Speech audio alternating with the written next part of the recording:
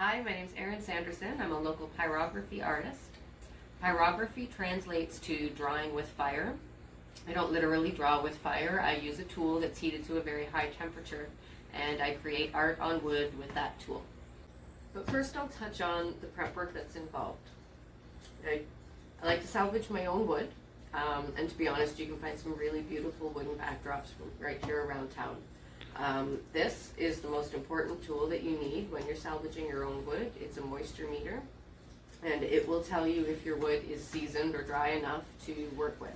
If it's not seasoned or dry enough to work with, then you could be dealing with cracks like you see here in this board, or you could be dealing with sap that can tend to seep out.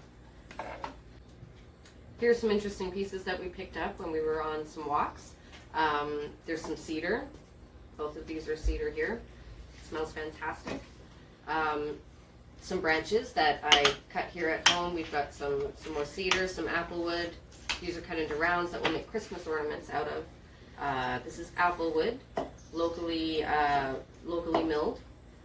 And here's an interesting piece. When we picked this one up, it was completely gray. And as I continued to sand it, the pattern that you see here started to come out in the wood.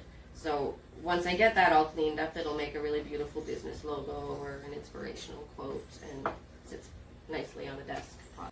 So sanding. Sanding is a very important step when it comes to pyrography. You need to make sure your surface is really, really super smooth. Now, when you're sanding, you have to make sure you have all the proper PPE. We use a face mask to make sure that you're not breathing in any of the really fine dust particles that are brought up when you're sanding.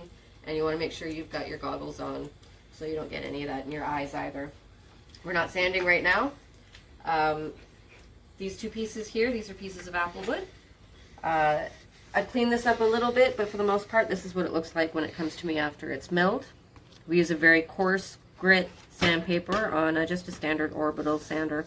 And I work my way up from a coarse grit to a very fine grit. This one still needs a little bit of handwork on it. It's had the 220 grit, and then what's next is the very fine 400 grit, and we're going to smooth that out until it's extremely smooth. Okay, so now that the sanding is done, we're going to get started with the pyrography.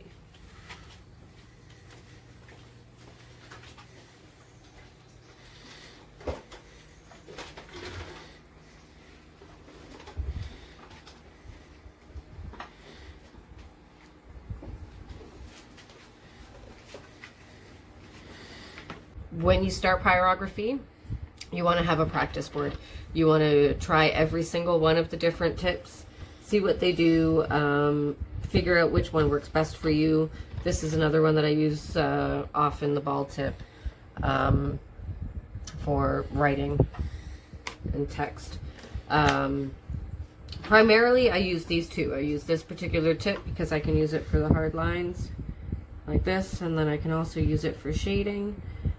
When you're doing shading, what's really important is when you want to get a steady, even shade, you want to start with a really, really low temperature. That's not low enough.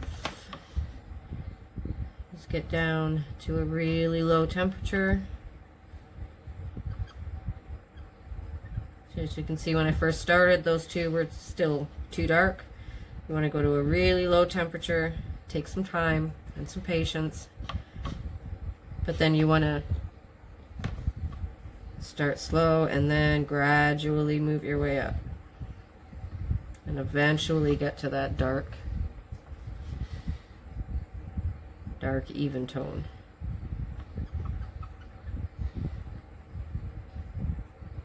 And it just gets darker as you go. It takes some time. It takes a long time.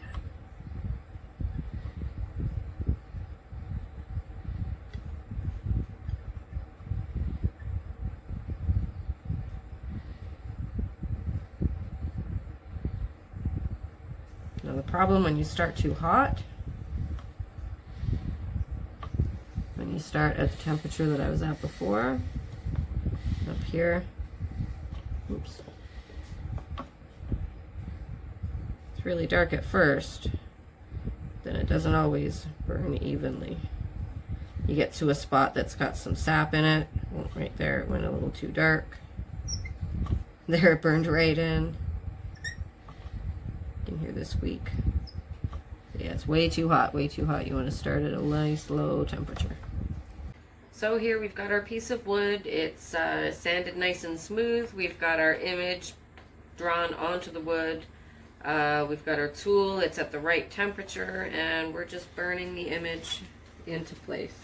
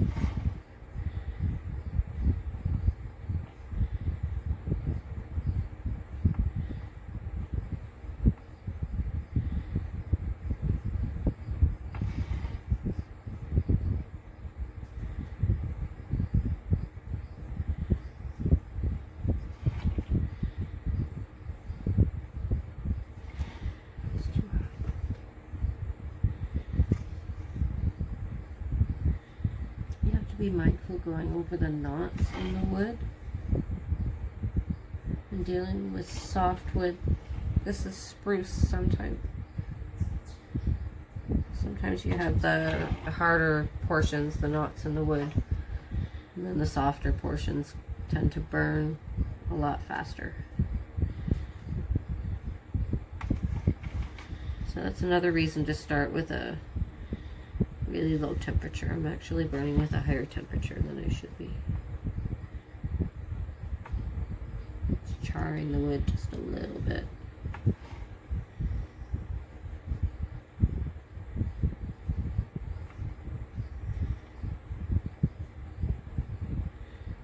But there's a knot right here, so that I need to have